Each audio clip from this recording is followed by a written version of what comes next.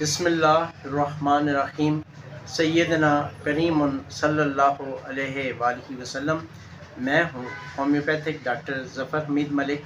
आज इस मुख्तसर वीडियो में मैं आपको बताऊँगा कि अगर खुदा न खास्ता आपको यूरिन करते वक्त जलन महसूस होती हो, खुदा न खास्ता यूरिन करते वक्त आपको ब्लीडिंग होती हो, खुदा न खास्ता आपको यूरिन करते हुए पस आती हो, तो तीनों सूरतों में आपने किसी भी होम्योपैथिक स्टोर से एक मेडिसिन ले लें, कैलकेरिया सल्फ़।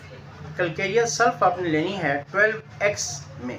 ये आपको टैबलेट फॉर्म में मिलेगी और इसकी 4 गोलियाँ, 4 से 6 गोलियाँ आप इसकी हर 4 घंटे बाद यूज़ कर लें। इंशाअल्लाह ताला आपके पेशाब की जितनी भी तकलीफ़ है, अगर पस आती है, ब्लीडिंग होती हो और उसमें जलन होती हो, इंशाअल्लाह ताला मुकम्मल तौर पर आप क्योर हो जाएंगे। वीडियो को एक लाइक कर दें। Thank you very much.